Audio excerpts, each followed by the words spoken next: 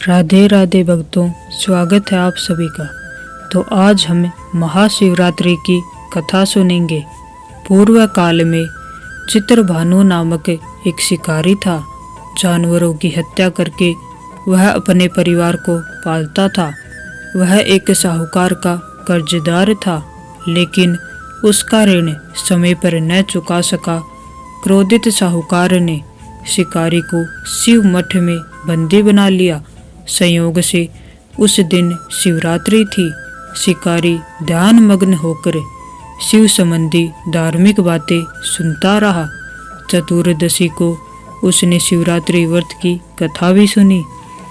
शाम होते ही साहूकार ने उसे अपने पास बुलाया और ऋण चुकाने के विषय में बात की। शिकारी अगले दिन सारा ऋण लौटा देने का वचन देकर बंधन से छूट गया। अपनी दिनचर्या की भांति वह जंगल में शिकार के लिए निकला, लेकिन दिन भर बंदी गृह में रहने के कारण भूख प्यास से व्याकुल था। शिकार खोजता हुआ वह बहुत दूर निकल गया। जब अंधकार हो गया तो उसने विचार किया कि रात जंगल में ही बितानी पड़ेगी। वह वन एक तालाब के किनारे था तथा वहां पर एक बेल के पेड़ पर वह चढ़ कर के रात बिताने का इंतजार करने लगा। बिल्व वृक्ष के नीचे शिवलिंग था, जो बिल्व पत्रों से ढका हुआ था। शिकारी को उसका पता न चला। पड़ाव बनाते समय उसने जो टहनियां तोड़ी वे संयोग से शिवलिंग पर गिरती चली गई। इस प्रकार दिन भर भूखे प्यासे शिकारी का व्रत भी हो गया और शिवलिंग पर बिल्व पत्र भी चढ़ गए।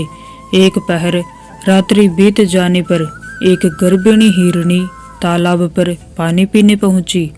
शिकारी ने धनुष पर तीर चढ़ाकर जो ही प्रत्यंचा खींची, हिरणी बोली, मैं गर्भिणी हूँ, शीघ्र ही प्रसव करूंगी। तुम एक साथ दो जीवों की हत्या करोगे, जो ठीक नहीं है। मैं बच्चे को जन्म देकर शीघ्र ही तुम्हारे समक्ष प्रस्तुत हो जाऊंगी, तब मार लेना।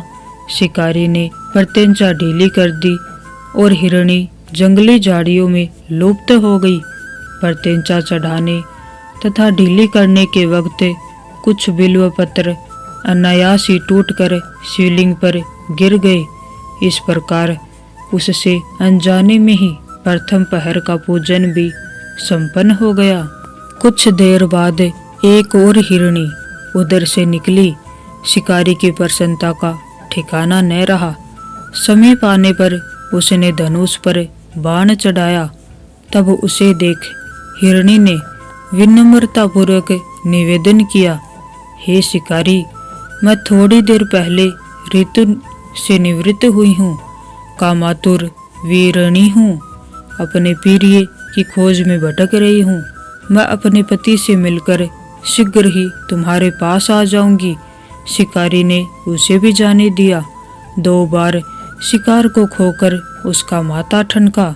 वह चिंता में पड़ गया। रात्रि का आखिरी पहर बीत रहा था। इस बार भी धनुष से लगकर कुछ बेलपत्र शिवलिंग पर जा गिरे तथा दूसरे पहर की पूजा भी संपन्न हो गई। तभी एक अन्य हिरणी अपने बच्चों के साथ उधर से निकली।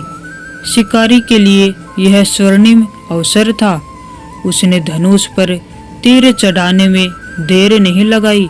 वह तीर छोड़ने ही वाला था कि हिरणी बोली, हे शिकारी, मैं इन बच्चों को इनके पिता के हवाले करके लौट आऊंगी।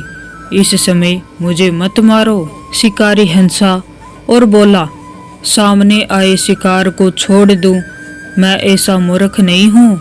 इससे पहले मैं 2 बार अपना शिकार खो चुका हूँ। मेरे बच्चे भूख प्यास से व्याकुल हो रहे होंगे। उत्तर में हिरणी ने फिर कहा, जैसे तुम्हें अपने बच्चों की ममता सता रही है, ठीक वैसे ही मुझे भी। हे शिकारी, मेरा विश्वास करो, मैं इन्हें इनके पिता के पास छोड़कर तुरंत लौटने की प्रतिज्ञा करती हूँ। हिरणी का दुख भरा स्वर सुनकर शिकारी को उस पर दया आ गई। उसने उस मृगी को भी जाने दिया। शिकार के अभाव में तथा भूख प्यास से व्याकुल शिकारी अनजाने में ही बेल वृक्ष पर बैठा बेल पत्तर तोड़ तोड़ कर नीचे फेंकता जा रहा था। वो फटने को हुई तो एक हष्ट पुष्ट मृग उसी रास्ते पर आया। शिकारी ने सोच लिया कि इसका शिकार वह अवश्य करेगा।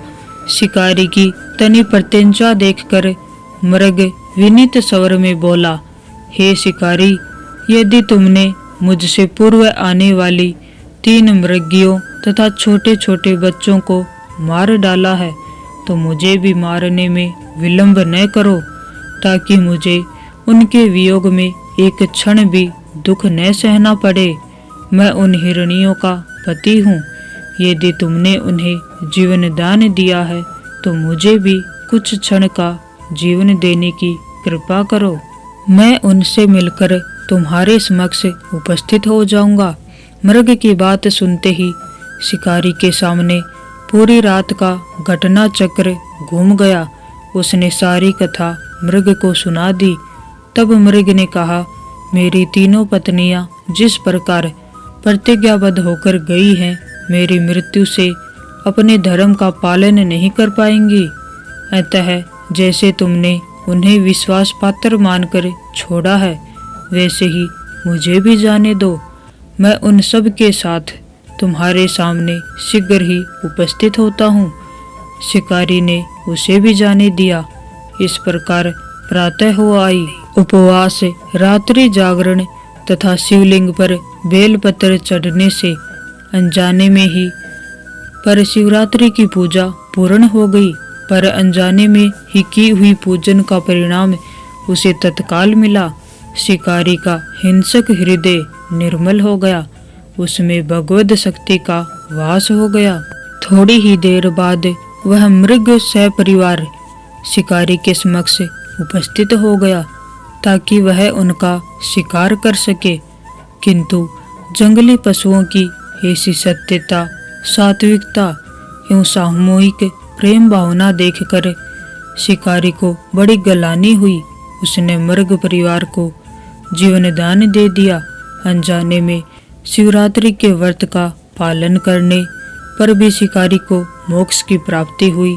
जब मृत्यु काल में यमदूत उसके जीव को ले जाने आए तो शिवगणों ने उन्हें वापस भेज दिया तथा शिकारी को शिवलोक ले गए। शिव जी की कृपा से ही अपने इस जन्म में राजा चित्रभानु अपने पिछले जन्म को याद रख पाए तथा महाशिवरात्रि के महत्व को जानकर उसका अगले जन्म में भी पालन कर पाए। तो यह थी महाशिवरात्रि की कहानी। अगर आप सभी को यह कथा अच्छी लगी हो तो वीडियो को लाइक जरूर कीजिएगा। आप सभी को राधे राधे।